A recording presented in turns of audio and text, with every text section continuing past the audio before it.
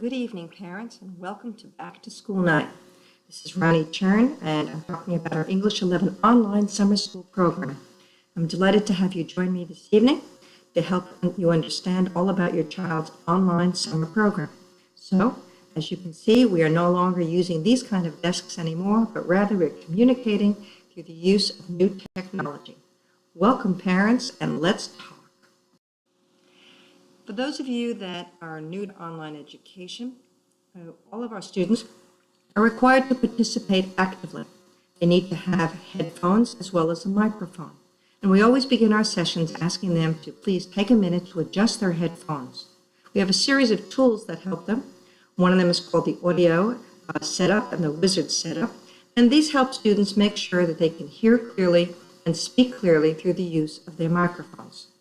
So please, make sure that your students hear and understand everything. They can actively participate in our program. For those of you that I haven't had a chance to meet personally, my name is 3Ronni Chern, and I've been teaching for some time. I've been an educator for more than 20 years. I've spent half of my time teaching in international schools, mostly in Asia, and the other half here in Fairfax County public schools. The reason that I've been around so much is that my husband is a Foreign Service officer, and we are posted overseas every few years. Consequently, I've lived and taught around the world in schools in Beijing, Ho Chi Minh, Manila, Cebu, Taipei, Hong Kong, and so on. Currently, I'm a teacher at Langley High School, and I'm teaching English 10 Honors and Advanced Placement English. But over the years, I've had the pleasure of teaching English 11, which is the course that your son or daughter is currently taking. The syllabus for this class appears in the course under the class outline button, class syllabus button. I've already emailed it to all of you, but if you'd like to read it again, that would be wonderful. And if you have any questions, please always contact me. It does cover some of the following topics: our grading policy, the late work policy, the requirements, the expectations for your son or daughter, and the most important part is how they have to access and submit daily assignments. Keeping up to date with one another is really important in an online program, particularly because of the condensed version of a summer one of only 4 weeks. We will also be having some standardized testing that's a requirement for English 11. I'm sure you're all familiar with the standards of learning, and the English 11 SOL will be held on 19th and the 20th of July at Stewart High School. As you probably know, there are 2 parts to the SOL writing. One of them is a reading component, and the other is which is a multiple choice portion. And the other is a writing, where the students are given a prompt and asked to write about it. We will be practicing some of those activities throughout these 4 weeks. So not only has your student been taught all of these things over their education, but this is a good chance for us to review and make sure that they have success during this exam time. In addition, on August 1st at 5 p.m., we have our face-to-face final exam. This is one of the rare times that I have the chance to actually meet your sons and daughters, so I'm really looking forward to seeing them there. But between now and then, I think I'll get to know them very well through the online platform. On August 2nd is the reading SOL, also held at Stewart High School. Again, that completes our program for the summer. The most important thing you need to help remind your student is that they need to bring a photo ID to the exam in order to take the standardized testing, that is the SOLs, as well as the final exam. On August 1st, the final exam, I'm sorry to say there is no opportunity for any makeups in terms of exceptions to summer plans and programs. It is a mandatory test because it helps us bring to closure all that we've done over these 4 weeks. It is comprehensive, and it does cover everything in the course. There are sections on there dealing with literature, dealing with the readings. There's sections dealing with writing, where you have to identify areas that are incorrect and correct them. There are sections dealing with vocabulary, but I'll talk more about that as we get to the content of this course. The actual final exam counts as 1/5 of the total grade, so it's an important exam. The grading policy is really simple in that it tells you that a student does a series of activities, earns points for them, and we calculate it by the total number of points received divided by the total number of points possible. The computer does the conversions into the letter grades for us. So for example, if a student earns 26 out of a possible 30 points, you can divide 26 by 30 and see that he or she has earned an 87%, which is a B+, a very nice grade. Each week, students have a series of grades, but it's sometimes hard to understand that 1 week in summer school actually equals 1/5 of the final grade. Or another way of saying it, 1 week of summer school is like 1/4 during a regular year. And a quarter during a regular year is 9 weeks. So we're doing 9 weeks' work in one intensive week. And it's important that everyone gives it the attention that it needs. The final exam counts as 1/5 or 20%, which is pretty standard in most schools. And grade updates will be emailed to you and your child every 1 to 2 days. Because SIST is not available, that is the Student Information System is not available over the summer for parents, we'll be emailing you all the information. So we hopefully have a current email on file. Your student was asked to give one to me, and I keep sending emails out, so hopefully these are going to be your means of communication with us. Late work, well, obviously there are some people who struggle with those deadlines, but we want them to realize is that when they're submitting work late, what they're really doing is holding themselves back. So all assignment sheets must be turned in at midnight each day, and those that are submitted after that, from 12 midnight to 8, have a 10% penalty. And assignments received from 8 to midnight the following day have a 20% penalty. The rationale behind that is that in such an intensive program, we can't allow them to keep focusing on A when we need them to move on to B. So assignments that are any later, please note that will not receive any credit. So it's important to make sure that by midnight, every night, all the student has completed the work for that one particular set of assignments. And remember that one day equals a whole week in a regular school year. Our discussion boards, which they have to post, are not accepted late because that's part of our online communication throughout the day. We want to be able to communicate with one another in terms of sharing ideas. What are the academic expectations? Well, these 4 weeks are very intensive. We call it the roller coaster of education. Students should plan to work 5 to 7 hours on this course each day. And how they divide it up is really up to them. Some students like to work for 2 hours in the morning and then take a break for a little bit, and then work 2 hours in the middle of the day, and then finally in the evening complete their work. Others like to work straight through as if they are in school. They come in at 9 and finish at 3, and they're done. But the most important thing you realize is that a regular school day is 7 hours. So our expectations are for a student to complete a serious school day each day of this summer program. Please make sure they communicate often, and we encourage them to check their email at least 3 times a day, or if possible, even leave their email open for them so that they can see any communication from their classmates, from myself. We are constantly adding information so that they can help them clarify what they have any questions. So if another student has a question, I email a student and say, hey, someone else has a question. Let's make sure that you need or don't need this information. It's a way of keeping them current in what's going on. It's as if you are sitting in a class and throughout the day someone has a question and you say, oh yes, I have that too. So please check that email at least 3 times a day. Blackboard is updated each night, and in the morning before a student starts their day, they should check for new announcements before they begin working.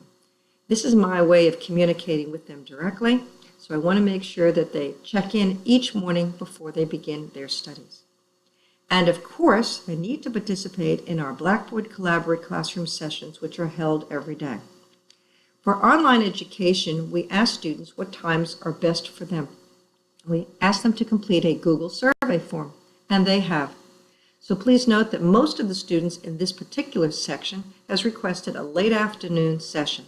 Some of the other sessions have asked for earlier ones. I have therefore made our tentative times around 4:30, but I've changed a few dates to accommodate the needs of several. Attendance at Collaborate is a required part of instruction. Failure to attend our daily online class and work is really the same as if they're skipping school. They're not there. And after 2 fully missed days, the students are simply asked to withdraw because they've been unable to maintain the program and the progress that is needed for success. It's important, therefore, that your students stay on top of all their deadlines. So please check in with them, and please check in with me. I've provided my email, I've provided my telephone number in the contacts. And it's important for you to know that I'm always here to answer any of your questions and any of theirs. Our virtual classroom sessions are set up right now for 4:30 to 5:30, and will last approximately 1 hour. The changes that I was referring to is during the week of SOL tests, we have to adjust the time because students will have to go to Stewart late in the afternoon sometimes, or sometimes in the morning, and we want to make sure that all students can attend collaborates as needed. So we'll say 4:30 to 5:30, expect them to be sitting at their computers in their living room, in their bedroom, in their kitchen, wherever they may be, and working with us in a collaborative environment. We ask that students try to log on 10 minutes prior to class to double check that their headphones is basically they can hear clearly, that their microphones are working, and we do a check almost every single time we meet. And students are asked to say hi and simply contribute to make sure that the communication is two-way. Please note that if a student can't be in class, he or she should email me ahead of time to explain. So we want to make sure that we have constant communication. Please note also that it's their responsibility, and perhaps yours as well, to ensure that the student has a working computer for this class. It is an online class. So the analogy we say is that a student needs a pencil and some paper. Well, he really needs or she needs a computer. That is the tool upon which we can communicate with one another, and again, most importantly, submit their work, and so therefore it can be assessed and returned to them. We ask that parents consider discussing with their son or daughter a backup plan in case something goes wrong. Is there a friend or family member who could help your child in case their computer does not work? We don't want them to miss out or to become frustrated or distressed if the tools with which they need to work are not working. So please, let's help them achieve success. What's a daily routine for your student? Well, they've been asked to set up a summer school folder on their computers during our orientation. And in that orientation, we talked about the most important button on the left-hand side of the Blackboard site is a button called Assignments. And on this button, or when you click on it, you will see a series of assignment sheets posted for every calendar day of this course. So there was an assignment sheet for July 5th and an assignment sheet for July 6th and 7th, etc., etc. The one assignment sheet is really the only thing that they need to submit each day. So that's why it's so important that they download that assignment sheet, they save it to their desktop, they complete all of their assignments on that one sheet, and at the end of the day, before 11:59, they upload that assignment sheet to Blackboard. It's as if a student sat in class from 9 till 3, and at the end of the day, we collected all of their work in one folder or in one packet of material. Students are instructed particularly that their worksheets or their assignment page, the one they're working on, this assignment sheet, has to have a protocol to make sure that nothing gets lost or confused when we are assessing it. And so each worksheet has to have their last name, and then it says day 1, and the second worksheet would have their name, and then day 2, and the date, of course. Every time the student types responses on the form, we ask that they please make sure that they save their work. We're often saddened when we hear a student has worked very hard for an hour or so, and then, quote, it disappeared. We don't want that to happen to any student. Hard work should be rewarded, and we don't want anyone frustrated. So please encourage them to save their work as they are working throughout the 5 to 7 hours of the day. The daily assignment sheets, well, what does it look like? Well, since this is an English class, imagine that we cover different aspects of English. So we always deal with a reading. Now, the English 11 program is based on the idea of American literature with a focus on what we would call the immigrant experience. And so many pieces of our literature deal with that. And we're interested in following how American literature has changed from its earliest times all the way to the present. Our first assignment is called Daughter of Invention, written by Julia Alvarez. And like any English classroom, the students would be asked to read it. And after they have read it, they've asked to think about it and complete what we call a character log. It's a way for them to reflect on it and complete some information. So in this case, the character log would say, who are the characters? And they would list them. And what are some quotes that you can actually locate in the passage that you think really helps you understand them? So you'd identify 3 quotes. And then you would say, what does that reveal about them? So if a student, in this particular case, in the story Daughter of Invention, she tells her parents that she'd like to give a speech that challenges some of their previous beliefs. Well, obviously, there's going to be a conflict there, and that's really part of our conversation in class. So we ask that they read, complete the character log, and then they go to the discussion board. And there's a discussion, both online as well as in print. So we have a discussion in class, but in the discussion board, they post their responses, so everyone can see everyone else's responses. And then students respond to each other. So our communication is with a microphone, but it's also through the discussion board. So please realize that the 1 hour is not enough for communication of a class in English. When they have completed their discussions, they then have to reflect on all they've done, and they have to do some writing. In this case, they're going to be writing about conflicts, about values in their own lives. And that's an interesting concept. They're reflecting on the ideas of the story and applying it to themselves. Of course, as a class in English, we want to work on their vocabulary, and we also want to work on their language skills. So in this particular day, which is really a week in regular school, they complete 10 words from Words in Their Stories, which is an online vocabulary program. When they finish that, by the end of the week, which would be on a Friday, they would complete 50 words of this, and then they take a test. So remember that each time that they do these words, they take a pre-test, they review them, they study them, and then they finally have a post-test. Last, we usually do a grammar activity, some assignment related either to Daughter of Invention or to related to a skill that's going to be on the SOL test. When they've done all of the assignments on this one sheet, check, they've done it, and they upload. And that's how each day works.